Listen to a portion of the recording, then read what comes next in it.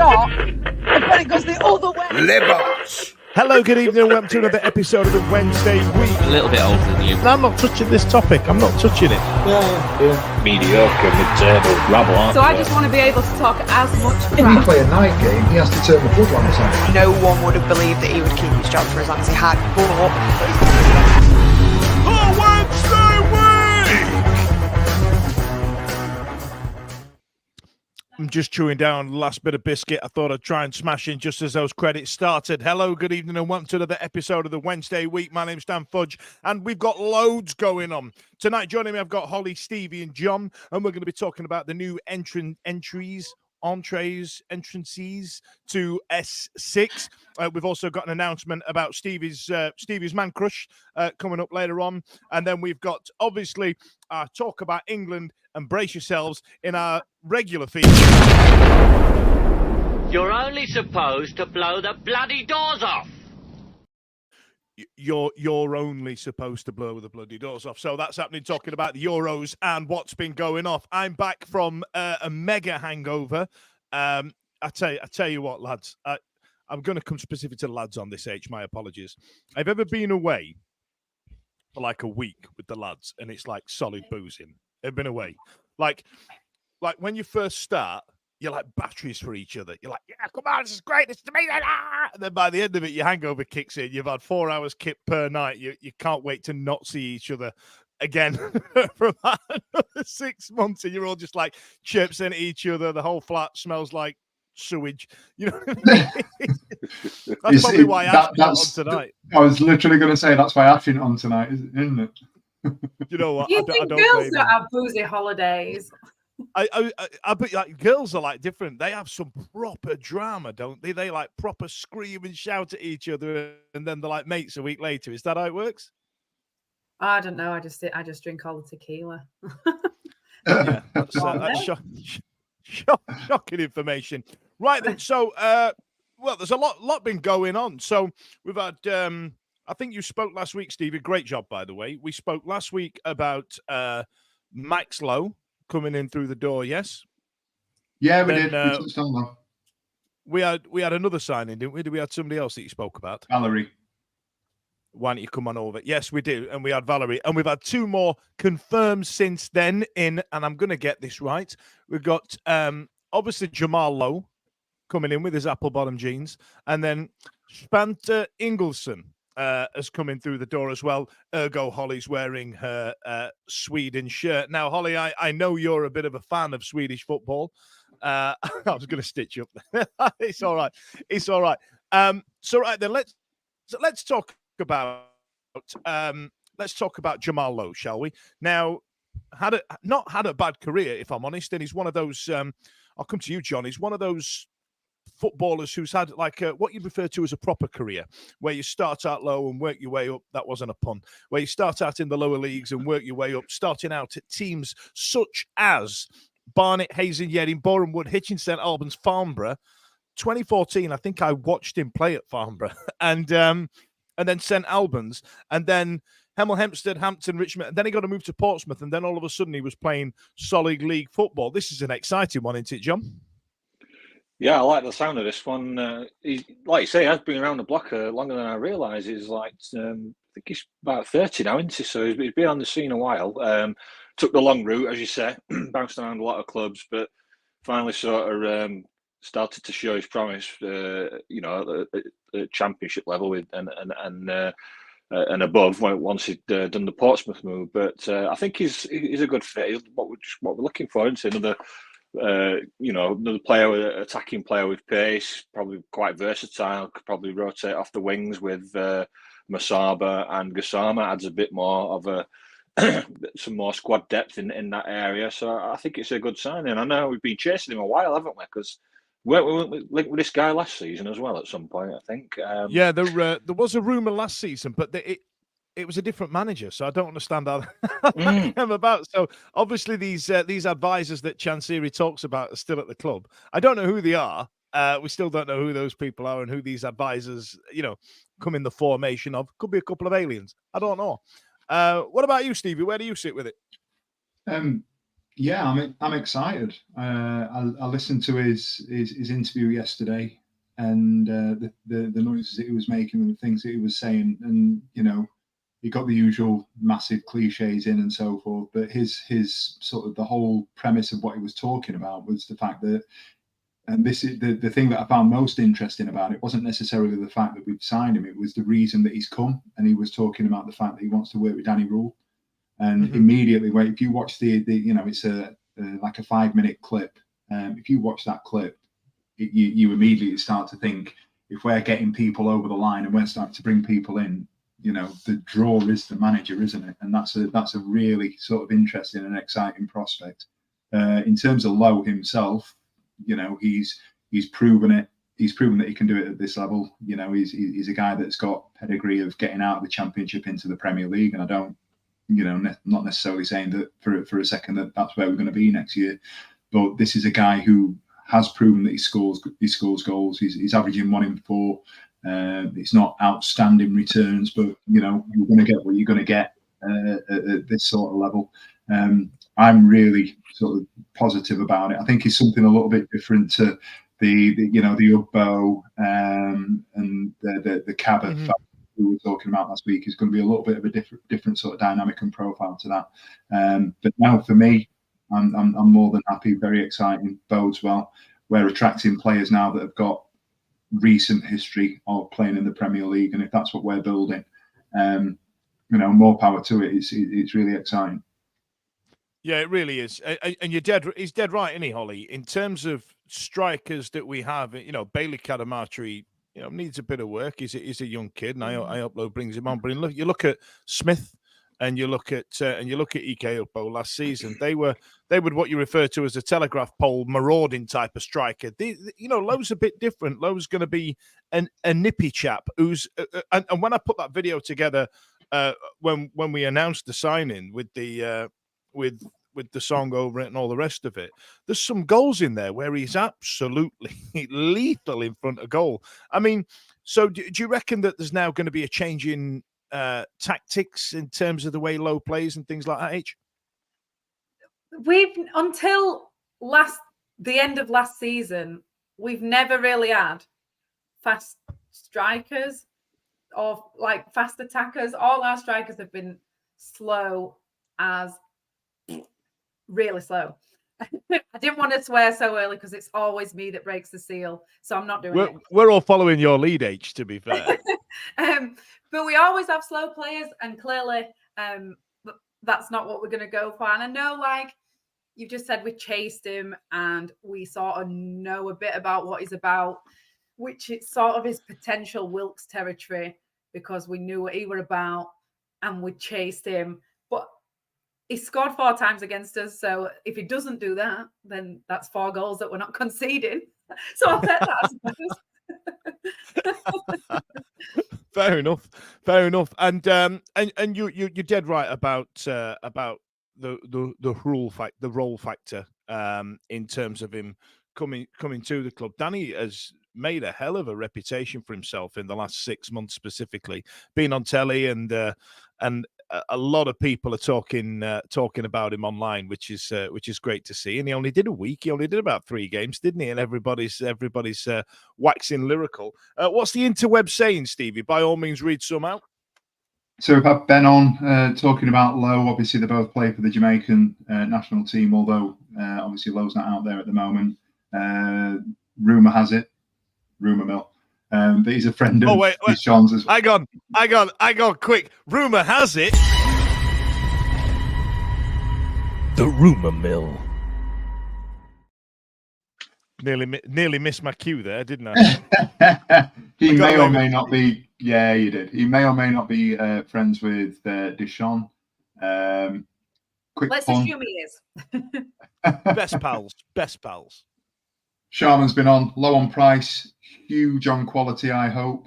And Mike Crawshaw, at this point last year, we'd signed Reece James and had no manager. This year is totally different.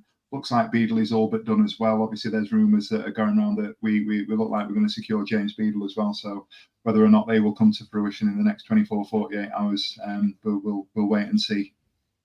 Well, that's it. Like, last week we were saying, oh, we signed a right back. I didn't know we needed a right back. And we were saying maybe that means we're going to sign quite a lot of people. And it turns out we are. So I'm going to have to learn all new players now, and I can't cope. I think the one thing to potentially mention is that we're signing players that, you know, if you look at them on profile, they seem to be wingers, they're wide players. We're looking at those sort of, you know, areas. Although the Swedish fellow that we'll come to talk about was originally, it looked like he was going to be a midfielder, but you know, he's the John's just disappeared and come back. Shazam. It looks like he may end up being deployed on the wing based on where he was playing last season. I still think that there's a little bit of work to be done in the middle of the park. You look at Bannon, you're looking at Palmer had played in there. You don't know what's going to happen, seeing as we've signed players that potentially play right back, full back.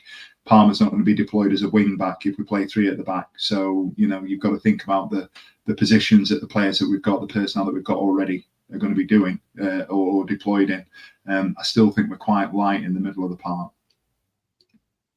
Yeah, we got linked with that another midfielder, haven't we? The Polish lad that we might come on and speak about as well. But hang on, John. Hang on. The rumour mill.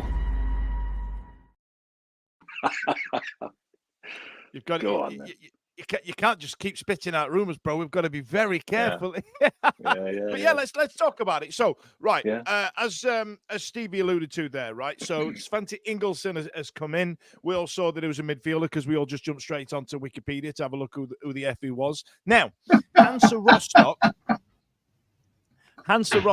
aren't a shit team. I've watched a certain amount of German football in the last few years, and Hansa Rostock aren't rubbish. And he's been a mainstay, amassing 25 to 30 appearances for him in the last 3 seasons alone. So, you know, this guy's obviously got a bit of pedigree, and he's 26. So, you know, in terms of football players, that's like prime age. Yeah, you're about 10, 11 years past that now, aren't you? Yeah. So, you know, with you, and from what I heard last week on the show, your knees are made of Lego now, right? Biscuit knees. Biscuit knees. I'm on the mend. I'm 1 week into the mend, so I'm all right. Have they given you the good painkillers? No, I'm just suffering through the normal painkillers and hobbling about and telling every single person that I meet that I've hurt my leg. Has the story got better every time? Have you kind of gone, well, no, you should have seen the size of this girl. She came in, she was massive, she was built like Atty knew you. Knee went one way, ankle went the other. Have you started to embellish that? I told everybody I was probably going to score a hat-trick in that game. Yep. Yeah, cut down in your prime of life. Sorry, anyway. Sorry, John, let's talk about that. What was that last comment there, Stevie? Sorry, just pop that back up there. That was interesting. So we beat other clubs to sign him, John. What about them apples? Thank you, Gary. Yeah, I mean, he's in his own words, he describes himself as a box-to-box midfielder, which is never a bad thing. You want that kind of player in any side, really. Energy, especially the energy levels that Danny Rule, you know, wants from his players. Big lad as well, about 6'3", I think. Obviously, he's in our club, Stevie. He's in our club, Stevie. Can I just, sorry to cut you off, John. Can I just point something? It's a quick anecdote, and I know we'll talk about ours in the park in a moment. But we were there on Saturday, and the way that they did it was brilliant. But from a distance, I thought he was Michael Smith. He is that big. He's an absolute unit. Yeah. Big fan. Yeah, big fan. Yeah, you need that, don't you, in a side, because obviously it comes into play for set pieces, defending, and stuff like that. So, but he's got quite good footwork for a big lad. Looking at some of the clips that I've seen as well. So I think he's going to be a smart addition. And again, I think he's another one that will bring some versatility to the squad as well. Obviously, what you're going to need that, because we're not going to have the biggest of squads, but I think Danny wants that, you know, 2 for every position kind of mentality, and players that can, you know, like your LP2s and you know, versatility and multi-positional play. And I think we'll get that from this Swedish lad. I like it. It's a good signing. It is, isn't it? There's something excited about it, and that comment that Stevie just put up there, so and hear from Tim as well, that it's a really exciting start to the season. Thank you, Daniel Patrick, on the interwebs. Like it's an exciting start to the season, and there's genuinely a feel good factor around the club. It's like we've forgotten that we finished one place above relegation in the end, or like Well, two above what it. I've Like, you know what I done- mean? We've signed that many people that I don't know anything about. What I've done is, as I have a Sweden shirt, he's now my favourite of the signings. Has he made the Holly's future husband list? Have you seen those cheekbones? He's going Have to you seen? come out in midfield with those amazing cheekbones. People have paid money for those. Have you seen the cheekbones on this on Olaf Kabatsky that we've been linked with? I mean, yeah. come on now, look at Cheekbones, that. let's see. You could cut cheese with those cheekbones. What else are the internets saying, Stevie? So we've got Robbo L114. Danny moved from his principles towards the end of last season to get us over the line. I think we will definitely see pressing from the front football this season, building from the back, which is a fair point. You know, we've now got a pre-season and a couple of pre-season camps that we're going to get Rule getting after the players and the squad, and it's going to be an opportunity for him to put his own sort of influence and identity on that squad from the start.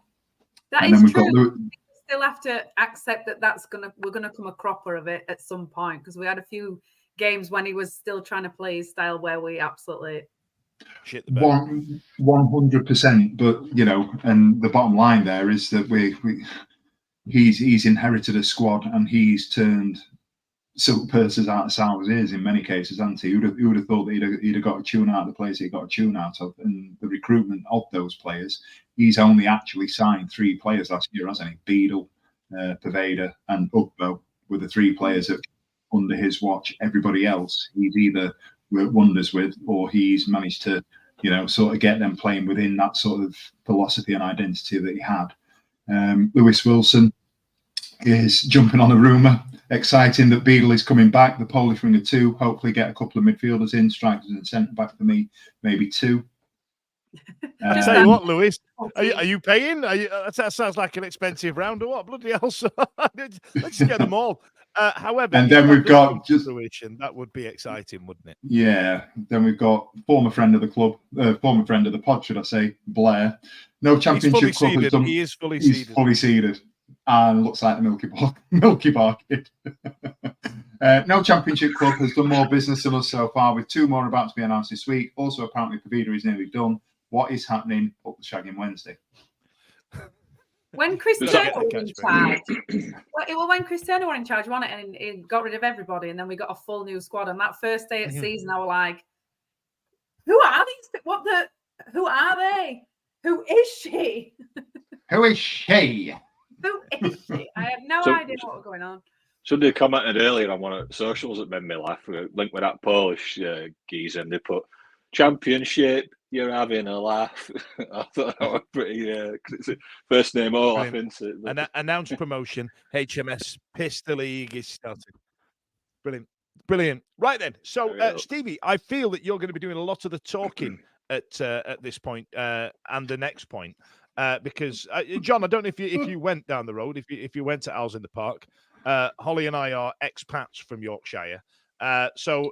Stevie, the return of Owls in the Park, I'm glad to see it come back. Gutted I didn't get the hosting job. I mean, it would have been lovely. Don't get me wrong. I did volunteer my services, but I probably priced myself out the market, or they went, I don't know who you are. Get out of my house. Oh, they did know who you were. or that. It could have been that. Now, Stevie, tell us about Owls in the Park, because it's for kids, isn't it? It's for kids. Do you know what? It was one of those things that it was almost I'll say this with a little bit of trepidation when I do. It was one of those things that you kind of felt obliged that you'd have to go and do, and there was nothing else that for me to do with the kids on a Saturday afternoon. So I took Molly and we went down. It ran from 11 till 4. And it was a thoroughly enjoyable afternoon. It was really nice. It was low stakes. It was low key in terms of what was there, but there was something for everybody. Lots of sort of mini football pitches that were set up and organised and run by the community programme. They had some more armed forces presence. They had a couple of Star Wars characters that were there. They had food for days. You could fall over yourself trying to find the different food vendors that were there.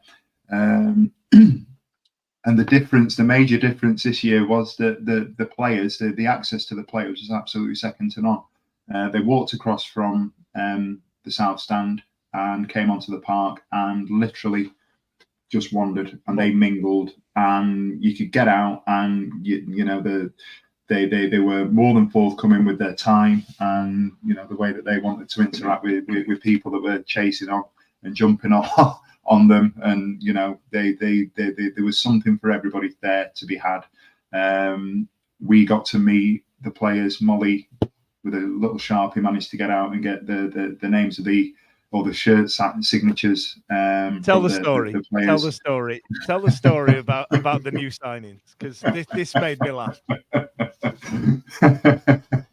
So I referenced the Ingleson, and that he was one of the first ones that we'd seen because he was so big. And I said to Molly, "Look, it's Michael Smith over there." And she went, "Oh, Michael Smith." And she's gone running towards him, and then he had his back to us. And then he's turned around, and it wasn't him, it was Ingleson. And she went, "Daddy, that's not Michael Smith." And I went, "No, it's not. That's a new signing." She went, "Right." And then she walked away, and I said, "Are you going to get his signature?" She went, "No." "Okay, why not?" She said, "Well, I've never seen him play, and I don't know if he's going to be any good, so he's not signing my shirt." No, you should have made her. We've all ruined our stuff by getting. She wouldn't have it. And it wasn't just that. It was the fact that her face, and I know I'm doing this on screen now, so if you listen to the audio, you won't see it. It was, instead of it going, he just went. The old Clint Eastwood drinking a cup of tea face. Or the the Instagram reel. What's that, brother? Brother. I love. How long's Molly been watching Sheffield Wednesday now, Stevie? We're a third season ticket next year. Third season. So 3 seasons in, she's already a professional cynic when it comes to Sheffield Wednesday signings. I mean, that's impressive. It took me about 20 years. I was going to say, I got a flag that said Proud Lock on it. That's how shit I am. I've committed to these people too. I've already got a Sweden shirt on. I've committed to. I tell you what. I tell you what, boys and girls, in the comments there, because that's a good piece of question, Mark. A good question. That is he a player that you've subscribed to very early, and then he's turned out to be gash? Because we've had the 30-day challenge just finished, and Andy Sinton, Reggie Blinker. I might be harsh on Reggie there, but the nicest shirt that we've had in the last 15 years has been the one with the VW on the front of it, genuine beauty of a shirt. And I remember, your old man rinsed me out for hours, laughed at me because I had Julian Bennett's name on the back of it. So he had DP80 on his shirt. So get those comments in. I want to know, what player have you? Question for the radio: what player did you early subscribe to? What was yours, John? Well, John Astemabo. And the reason, because we've got social media, and I even tweeted him and said, "Hey up, John," like I know him. "Hey, John, I think you'll get a game this weekend, pal." You never get a reply, do you? I got a reply that says, "I doubt it, mate. I've done my Achilles." I'm like, "Oh." that were it. I'm like, and he never turned out to be any good anyway. I tell you what, Stevie planted his flag in the LP2 camp early doors, and he's been through some turmoil.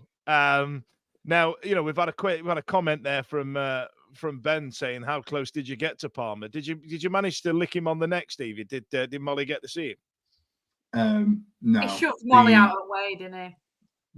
The restraining order has said that I'm not allowed to get anywhere near him until all being well, touch wood, 3rd of August will be the next time I can get within 50 feet of Liam Palmer. Do you know what? Let me tell you. Statute of limitations. Once there was this, it must have been a kids' football team or something, 6 or 7 year olds, loads of them. Me and my dad came round this corner, and he came round the corner in front of me in his Wednesday shirt, Wednesday scarf, Wednesday hat, and they are one of the grown-ups that were with him were like, "Oh, all players come out of this way." And my dad walked around the corner and they all ran up and they were like, "Can we have your autograph? Can we have your autograph?" To my dad. I don't know if they thought he had the physique for a professional sports person, or the way he held himself, or the fact that he was wearing so much Wednesday merch. Like, I couldn't breathe laughing. I was actually bent double laughing. And he was like, "Oh, no, you don't want me." And he was desperately looking around to find somebody else. This is how long ago it was. Ashley Westwood walked out behind him and he went, "Here, you need him." And then felt bad about it forever that he got all these kids to get the stuff signed by Ashley Westwood, who were actually more shit than my dad. Bear in mind, I saw your dad back in them days, and he was what you'd refer to as a big stag. You know what I mean? Who did you think he was? Like one of them big egg on legs, wasn't he? Egg on legs. And I tell you what, just to wrap this up, I had one. David Hurst was signing autographs in, or I want to say all sports in. Back when he had the yellow and blue branding in Meadowhall, and he was sat at this table signing away, and I got him to sign the middle of the Sanderson badge because I had the black one, and he went, "Sit down then," because I had it on, and I'm now leaning across this table like this, like I'm just leaning across the table, and he put his hand around the back of my shoulder to bring me in closer, and my head just fell on his knob. So I'm I don't think that's what he wanted you to do. No, he just literally threw me off his lap and like looked around to see if anybody got a picture of it. And before the days of camera phones, so he was fortunate. Also, had gone viral. So let me. I want you to tell me in the comments and online, and if you're listening back to this, send us a tweet because I'm interested to hear what player you subscribed to early. What's that one from Tim there? How Stevie? dare you, Tim? How dare you? Tim Rowson. I remember showing Atinu, whose highlights at work, saying this guy's going to be unreal. Turned out to be a massive donkey. Boo, Tim. Boo, Tim. I will take no subsequent feedback on Atinu, even though his form was quite sketchy. Ben agrees. Ben agrees. That's not true, That's Tim. not true, Tim. We've also had Nat come on saying it's coming home. Sorry, wrong podcast. We'll get there in a bit in our new segment. I'll not play the jingle. It scares the bejesus out of me.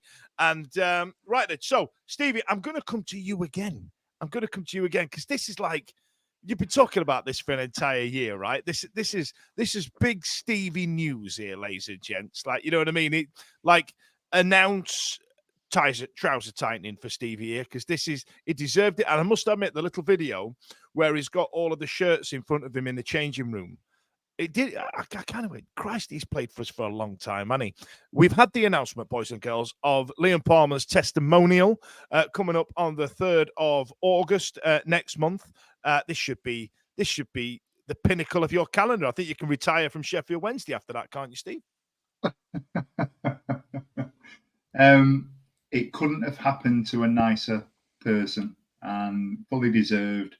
I don't want to wax lyrical all night about it, but what an absolutely fantastic gesture for an absolutely fantastic person, player, member of the Sheffield Wednesday family, and representative of our club. I know that I get hammered, and people take the piss and what have you because of my admiration for the guy, but I think it's been a long time coming, and I think he fully deserves every plaudit that he gets over the next sort of month or so, and it's brilliant. And I'm sure that on the day we will come out in our droves in force to make it the positive whole day that it Spence is. clan stood there just screaming and shouting. They've all been dragged along, mums, dads, granddads, everybody. That's the one. Clap him. Sharman's comment there, Stevie. Sharman's comment there saying, "Is Stevie playing in the game?" Well, no, Sharman, because his shorts are too tight anyway. Imagine that when there's blood pushed into there. You know what I mean? It's a biological issue. What about you, John? What are your thoughts and feelings about Liam Palmer? Yeah, I mean, he's you don't get many players sticking around that long these days, do you? And we haven't seen a testimonial, have we, in God knows how long. I'm sure Kevin Pressman's delighted about this news. I don't think he got one, did he? But, But yeah, Liam Palmer, he's, from the days of starting out as a as a midfielder and having to be loaned out to Tranmere, he's battled back. He's always fought against the tide, and he's worked his way back into the Wednesday sides over the years. So he's always given his all. He's had his critics, obviously. That's what we do as fans. But I think it's great news for him, and I think hopefully Bannon will be reached that milestone as well if he's still got the quality and stuff moving forward. But yeah, it's nice to see him come back, Dan. You don't really see that kind of thing in modern football anymore. So yeah, fair play to him. I think it's really weird. I think it's really weird because normally you would have a testimonial when they've sort of tailed off, but these last 3 years, I think Palmer's been better than he's been before. So you don't normally have it at that point, do you? You know what? That's what I was going to say actually. Like he's had periods during this time with the club. He's had a tumultuous time. He's had a tumultuous relationship with the fans. He's got binned out on loan, and just like Cameron Dawson, if I'm honest, he's always managed to come back and shoehorn himself back into contention. And for me, I find that really impressive. Like Palmer specifically, just like you were saying, the last 3 seasons, that's the best I've seen him play for the club. He's absolutely been bloody brilliant. And, he was always prone for a rick, wasn't he, in his early 20s? He was prone to, he'd try and take a touch and get dispossessed, or he'd balloon one. But he's scoring goals. His movement around the pitch is impressive. He's become quite the clubsman. Is that a phrase to use? And I think you're bang right, H, and all of you. I think it's absolutely well deserved. And I did say in the notes, let's talk about Liam Palmer highlights, but there's only one that sticks out about a year ago, and the rest of it is an absolute blur to me. Did everybody else have that same one, or Stevie, have you got like a list to unfurl? I've got several, and they're all, they're all sort of nondescript as well. The big moments are the ones you'll obviously remember Peterborough, but for me there was the goal at Bolton. On his 350th was just another one. Someone's literally just commented that, as you said. Actually, Ben literally just read the goal against Bolton. The goal at Bolton, even the goal at Sunderland. The goal at Sunderland, but the goal against Stoke, where he's just gone mental and run into the crowd. And I know we're talking about the recent past. For me, I wax lyrical about the guy. The reason that I get that he's not a 10 out of 10 player week in, week out. What he is steady away. He's a clubman, as you've just talked about. But it's equally about what he is off the pitch. And I just think, for me, he's living literally mine, yours, with due respect to Holly, mine, yours, John's, Asher's, Simon's. He's living the dream because he's a person who grew up as a Sheffield Wednesday fan. You've seen the photo of him in Cardiff with his dad. And then has then gone on to get into the academy, has gone through the system. And anybody that knows anything about football will be able to tell you that, it's getting into an academy is one thing, but then making it and staying with it and getting through to get to play is another story. For every Liam Palmer, there's 9,999 players that aren't going to make it. He's the one that made it. It just so happens that he is a fan of the club. And I've got a couple of bits. He went out of his way Christmas before last to send a message to Molly to wish her Merry Christmas. I've got a mate of mine who's had some health issues recently. Has literally texted me tonight a video of Liam Palmer wishing him well in his recuperation. He's just that kind of person. He'll do anything for the club. He'll do anything for the fan base. And he gets a lot of grief, and I know he gets a lot of grief, but it's legacy grief. It's the stuff that Dan was talking about earlier on. When he was 23 years old, he decided he was going to try a Cruyff turn when he shouldn't have. Made a mistake. It cost us a goal, and now 10 years later, people are still banging on about it because he's not done this or he's not done that. The good absolutely outweighs the bad at the moment, and we can talk about coaches that have come back to him. Carlos ended up coming back to him. Lukai gave him a chance. Every single coach since Monk, Pulis, they've all played him. And we're now talking about the best coach that we've had potential in the history of the club. Certainly the best coach manager that we've had since the Premier League era. Is making him a mainstay of the club. And if it's good enough for Danny Rule, who the bloody hell are we to argue? I think also like if it means that much, like if he's actually genuinely a fan of the club and it means that much, that first time or that second time that he got dropped and he had a long period out, it must have hurt so much. But for him to stay professional and just keep work, I mean, like we've said before, his fitness level, when people probably said, well, he's at this age now, so write him off fitness-wise, and he's gone, actually, I'm not even going to stay at this. I'm going to go above everyone else and be James Milner of the squad. Like, it must be quite hard. It must be quite hard to not throw the teddy out of the cot when it means that much to you, and to just stay and try and win your place back that many times. I mean, how many games has he played for us now? It's a lot, isn't it? I can't recall which manager actually made the decision to move Liam to right back from centre mid. I don't know if it was Megson or after Megson, but I think that extended his time with us, because he's a better right back, isn't he, than what he turned out to be a midfielder. He's competent enough to go in midfield when you need him, but I think that move to right back also kind of kept him around. And then, if I'm honest, John, I don't know if I'd agree with that. You know, really? Danny, I think that, I know what you're saying historically, but I think Danny Rule now, he's looking at him. I think there's a reason that Will Vaulks was offered what he was offered. I think there's a reason that Byers has gone. I'm not saying that he's going to play 40 games for us next season in the middle of the park, but, you know, when push comes, but you'd love it if you did. 46. When push comes to shove, he can slot in there, no problem. You know, if we play three at the back, he can be a centre half. I don't think he's got the legs to play wing back. I don't, and I think he'll get found out. And I'm not sure how much we'll play a flat back for. And if we do play the flat back four, I think in 2024-25, the likelihood is he's going to play Paul Valentin there rather than Palmer, because Valentin's got the pace, and that's what Danny Rule wants. But Danny Rule will find a position for him to be an integral part of the squad, regardless of how much he plays next year. Yeah, he's going to be a key element. That's the impressive thing about it. And I meant to say earlier on your big long diatribe about Liam Palmer. I'm going to put that on TikTok tomorrow with the fanfare of the common man behind it. But I think also there were that period of time. I know you're saying that you don't like him as a wing back, Stevie, but that period of time where he had Jack Hunt, him and they were both on that side and they were chopping and changing. I absolutely bloody loved them both. I loved them. Well, I tell you what, listen, there's been an absolute outpouring of love for Liam Palmer. We've had some great ones here.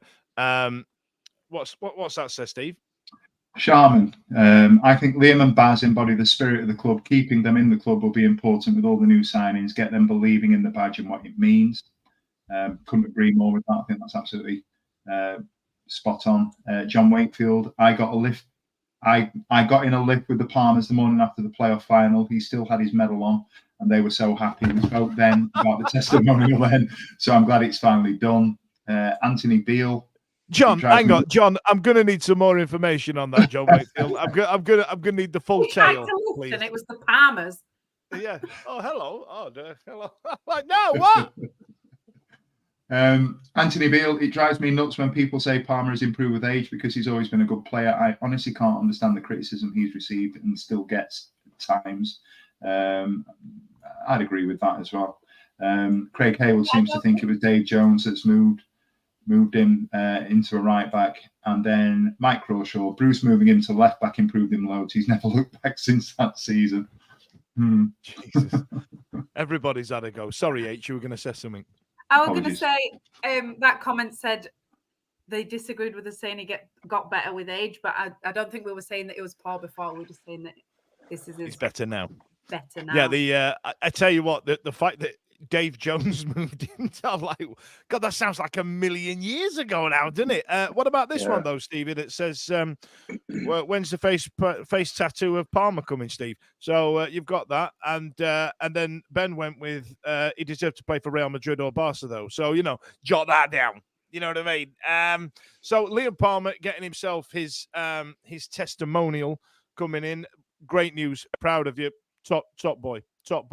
And we're talking about moments and things, and you were talking about the stuff he does off the ball.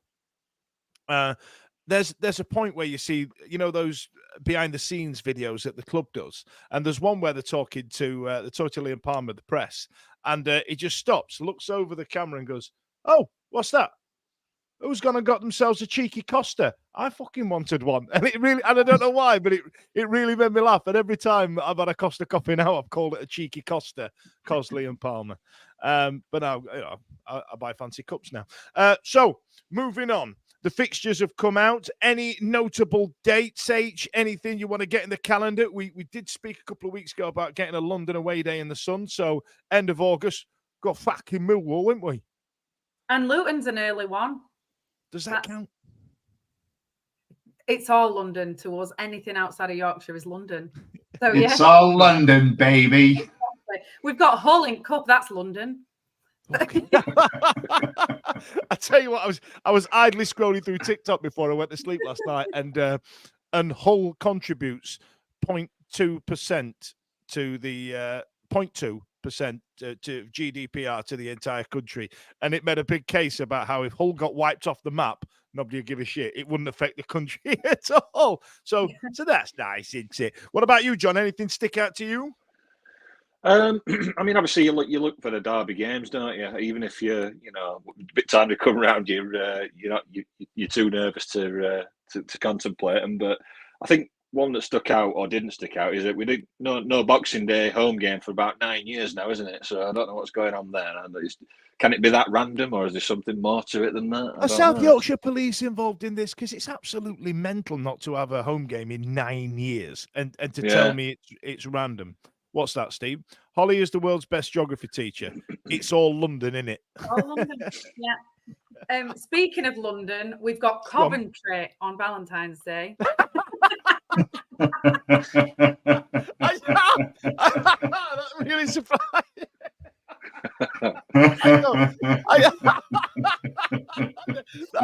That was subtle as shit. That H, fair play. I was like, what do you mean? Speaking of London, what has she seen that I haven't here? Coventry. I thought I'll look for when we play Coventry, because why wouldn't you?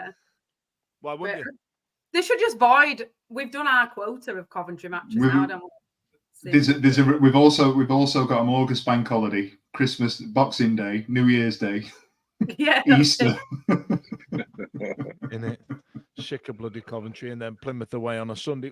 Stevie, when are the derbies? Did I say 9th of November? 9th of November away, and 15th of March at our place. God, yeah, I can't get away from, and I know it's just nostalgia, if that's what the word is. I really enjoyed QPR away last year. I want to go and do that again. Said it last week. Absolutely. But it's cold. It's cold this time round, isn't it? Yeah, I think one thing we'll all have to get used to as either as attending fans or perhaps wanting to watch it on Sky or whatever is the vastly changed kickoff times that we're going to have next season. So hopefully, lots there. Yeah, it's not going to be fun for some people. Sunday 4:00. I mean, that would always Premier League fixture, that weren't it? But did you just nearly put the Premiership in there, John? Did you just nearly? I nearly stuck a Simon Premiership in there. Yeah. Go on, H. They're claiming that they're going to tell us much in advance if they're going to change the kickoff times, but I don't think they are, and it doesn't affect me because I wouldn't watch it on the telly anyway because I'd be there, but it's just going to mess it all up for us, isn't it? I have a real sort of thing about this, and I was talking to my mate the other night. The first game of the season's on a Sunday at 4:00, obviously. It just not dawned, it had not clicked on me the reason behind it. And I was like, why is that happening? And obviously he's explained the new TV deal, or reminded me of the new TV deal. And I was like, oh yeah, of course. And he kicked up a little bit of a fuss, and then we kind of not disagreed, but I'm very much of the mind that it's a necessary evil nowadays, isn't it? And it doesn't get my back up as much as it does other people from the bits that I see on social media and what have you.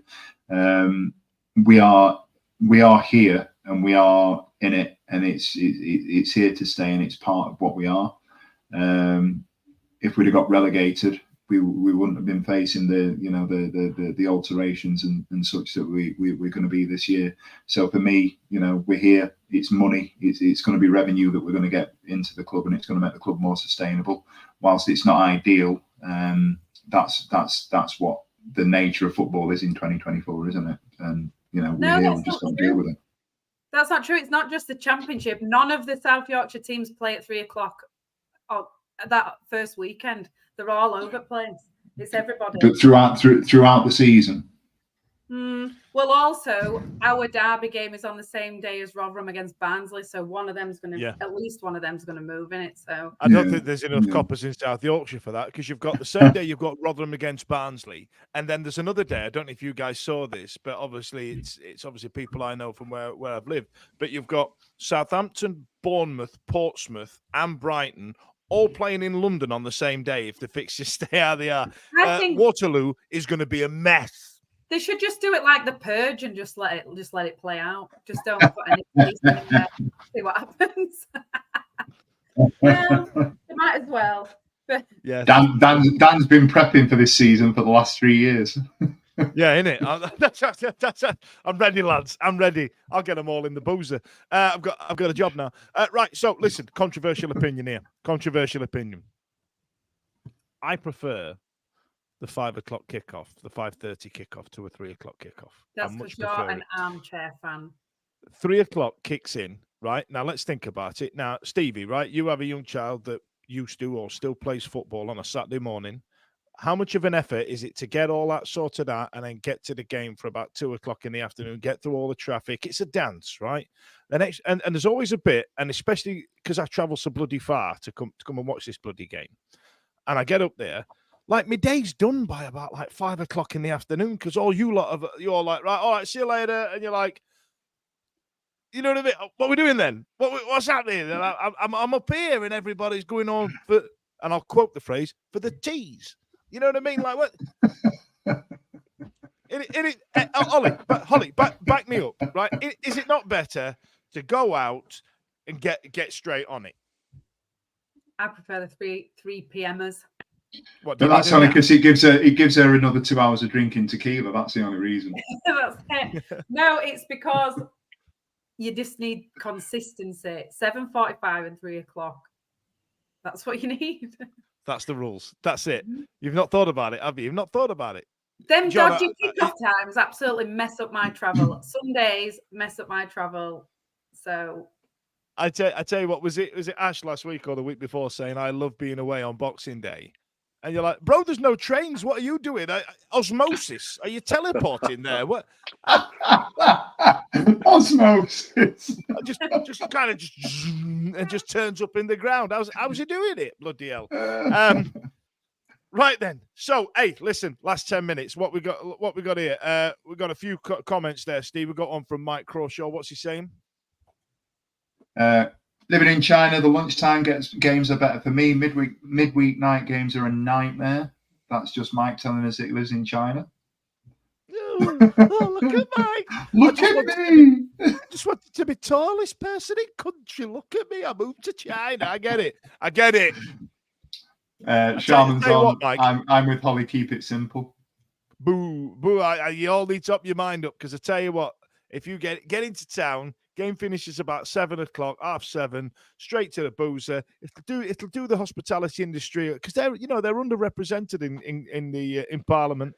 It's those early kickoffs that used to do me. I remember, when we went to Bramall Lane, the 2-2, where we were 2-0 down and we pulled it back in League One.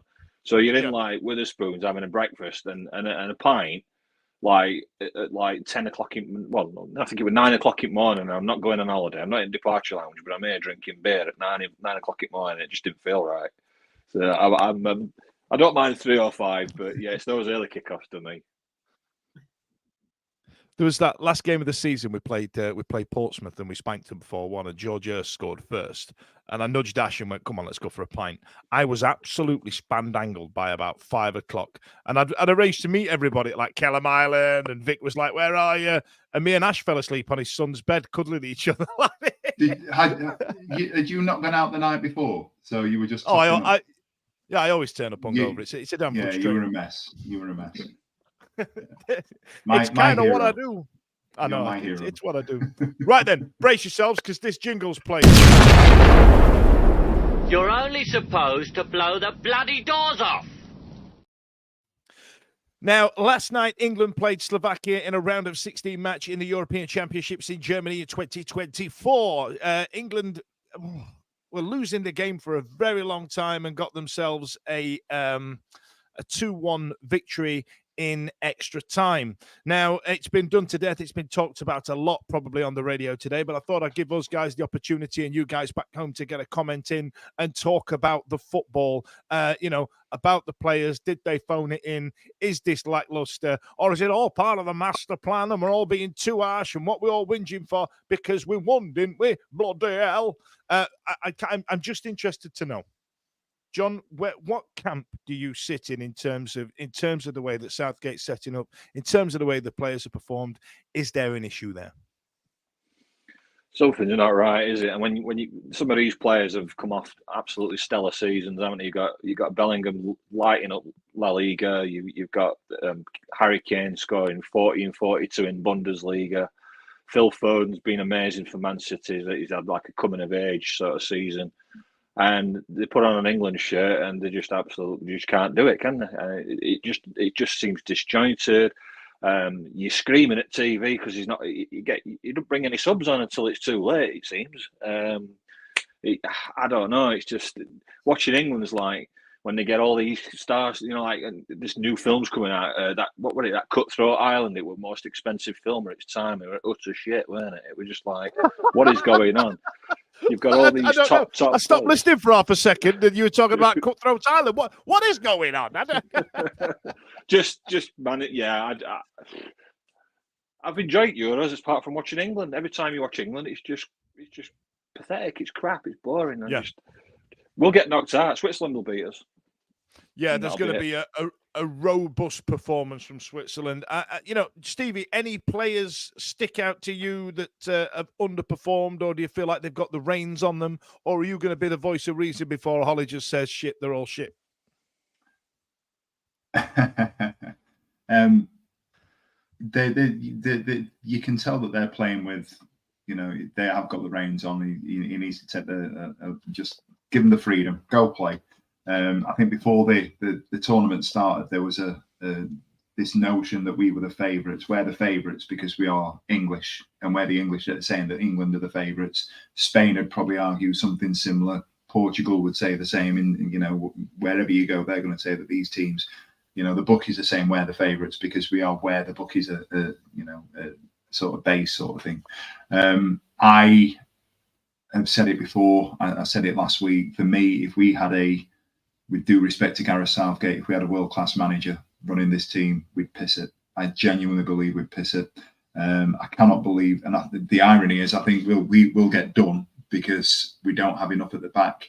Our best defender this tournament won't be playing on Saturday, and we don't have a left back, and we're playing a right winger at left back, even though he's left-footed. We're playing a right winger at left back last night. Makes absolutely zero sense to me. And in a squad of 26 people, if we can't get enough cover for somebody to go and play left back, then we have got a real problem. That's been my issue. Like, what's the point in Luke Shaw being there? Really, we've got all this depth that we've got. I feel that dropping Rashford and Grealish, and I said it a couple of weeks ago, is a mistake. There was, Cole Palmer, I felt attempted a lot, and it was refreshing to come and see on. I tell you what, Abrici Eze, I want to see more of him because he when Wayne Rooney was an absolute savage around 2004, 2005, when he did his shit, when he played like a kid on the park and he'd just knack anybody. Eze's kind of got that a little bit. He don't care. He's playing concrete street football, FIFA street, old tight, keep it in there with a one to play. Do you remember that game? It was elite. The one thing I would say, and I know he scored the goal last night. I think Bellingham is at risk of being a little bit maligned because we expect too much from him. Big time players turn up at big time moments, and he did it last night.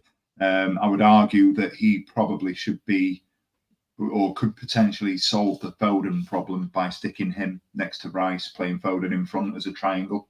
So you've got Rice and Bellingham behind Foden. I think they've got the ability, the fitness, and the nous to be able to play that with whichever iteration and right and left of the three up top, and then let Kane in.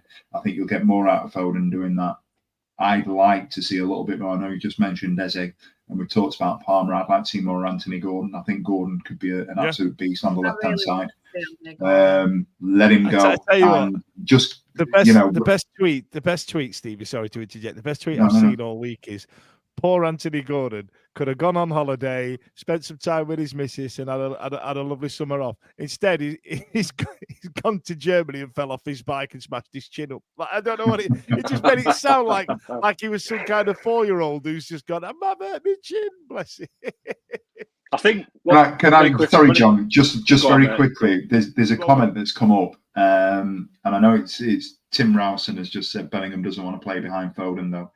For me, if you've got, and I'll go to it, if you've got Pep Guardiola or you've got Klopp or you've got Ancelotti, and they go to Bellingham, this is where you're going to play, and this is the reason why. I genuinely think, all right, I'm going to do that because it's going to win us the Euros. That's the issue, though. Southgate isn't saying that to him.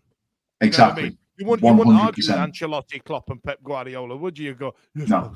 And then go do your job that you. The Ancelotti eyebrow go. I tell you what, there is no way that man is not Italian mafia. Yeah. Oh, hang on, quick. I can't. Hang on, John. I can't just say that the man is just Italian mafia. The rumor mill. I can't just spit things out like that.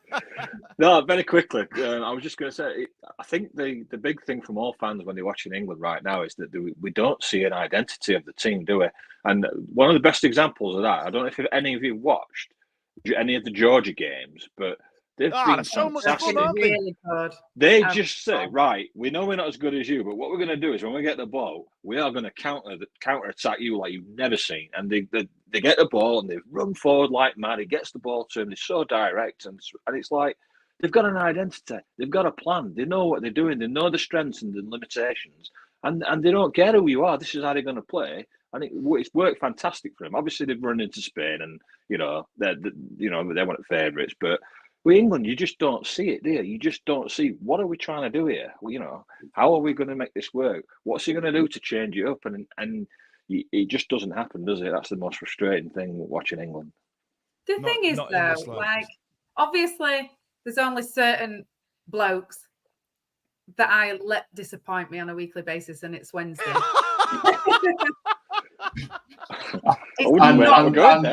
And me and Dan in the group chat. That's it, yeah. So I'm ready for the season, I think. But if England play disappointingly and win the tournament, you're not going to be moaning, are you? You only have to come good at the right moments. And they came good at the right moment. Do you know, when Windass scored in 123 minutes, do you think we all went, well, that was fucking shit, that? Or have we all celebrated it for a full fucking, since it happened? We have, because it doesn't matter, does it? It doesn't matter as long as they come good at the right time. And if we win the tournament, who gives a shit? Yeah, I don't think if we win the tournament, anybody's going to go in, well, I think he played shit. You know what I mean? TalkSport will, because they need to fill 80 hours of programming. That's it. Like, we won that game, and I know it was disappointing, and I know everyone had to watch. They wasted their lives for that hour and a half, whatever. But we won, went through to the next round. And to be fair, I think the Swiss have been good. Austria are on our side of the draw, and I think they're also very good. I'm sticking with that. I think it'll be a wild card winner, because I think some of the other big nations have been a bit disappointing. But hey, if Austria win it, I'll be like, fair play, lads. Fair play. Fair play. You've been great. Yeah, if we're not going to win it, France then an underdog. We've been shit. Innit? Exactly right. Stevie, there's been some corkers of comments come through. Darren Moore seems to be getting an outing, because getting likened to the way Safegate plays, as someone's written there. So we've got what we got there. What we got, Stevie? Let's bash some up. Let's have a look. You've killed me, mate. I was watching the football. Brilliant. Like Wendy's Undermore, slow, predictable, no movement, no ambition, a hard watch. But like you say, we still got promoted. Yeah. White Take, Lou Shaw, Something needs to eat the chocolate. Mad Ward, Southgate seems clueless playing Chisco ball. There's a correlation between the way that Southgate's setting up and previous iterations of the Sheffield Wednesday management that are coming through to pass tonight. But Darren Moore was asleep on the bus with a trophy, and if Southgate is, I'll be happy. Yeah, of course. Anthony Beale, the main problem for me is that all of our play is focused through the channels and the centre, and our width is non-existent. That makes us easy to defend against. That is too technical for 9 o'clock on Monday night.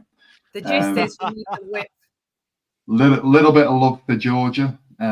Georgia have no fear. Literally 11 JJs on the field. Georgia were mint, properly had a go. So good. Amazing. And my favourite bit about that, after outing Carlo Ancelotti's being part of the mafia, Sharman went with Fudgy's getting whacked. He'll be swimming in the Don after outing the Don. Forget about it. Right, listen. So Ash will absolutely hand my ass to me if I don't tell you lot about the raffle. We've still got that running till when, Stevie? Next Monday. Next Monday, so you've got plenty of opportunities if you look on our socials to get the raffle. We're giving away the new shirt. We haven't announced the away one yet, so I assume it's the home shirt, unless you want to wait. It's your choice. It is as it is. Does anybody have any other business? Oh, I'm off to Alfreton. Is anyone off to Alfreton? That's all I've written down on my notes. Alfreton. I don't know why I found that funny. I felt like you were going to sing it like, "Are you going to Scarborough Fair?" Well, I'm off with the WSG.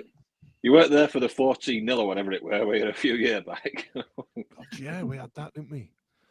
Are you going to Alfreton? You and the ladies going to Alfreton, are you, H? We certainly are. I think you might regret saying that live on the internet now. So we'll see what turns up when we play Alfreton. Stevie, anything to add? Yeah, just the last one. I know we talked about Palmer at length tonight. In the last hour or two before we came on air, they dropped a 40-minute YouTube documentary on the Wednesday channel.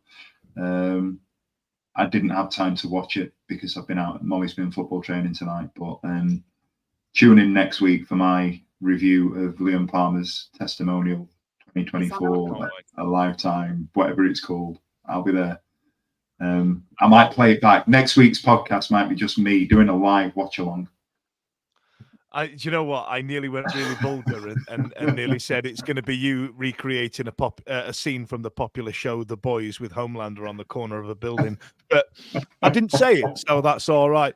Ladies and gentlemen, thanks a lot for... But I said it anyway. It's Dan Fudgy. Big Fat says it anyway. Ladies and gentlemen, thanks a lot for joining us. Are you going to Alfreton? Every week, live from 8 p.m. It's the Wednesday week. Bringing you football analysis. He came in. I think he scored a goal. Bringing you banter. Yeah. Bringing you responsible life hacks. Met you wonderful souls at 10 a.m. for some shots. The Wednesday week. 1, 2, 3, 4 live. I normally just turn up and phone it in. I'm a little bit older than you. Like, That zero's gone. That goose egg's gone. Also featuring player interviews. It's Mr. Lee Bullen, ladies and gentlemen. Mr. John Harks, ladies and gentlemen. It's Captain Fantastic once again. It's Mr. Glenn Lubens. Oh, it's Mr. David Stockdale joining us this evening. It's Mr. Lloyd Owusu, ladies and gentlemen. He's joining us live on the show. Ladies and gentlemen, it's Mr. Carlton Palmer. How's it going, CP? You all right? Available on all social medias. Obviously, this goes out on YouTube and as well as all the other social media out there, podcasts, etc. The Wednesday Week 24-25 season. Join us next season. put on your podcast.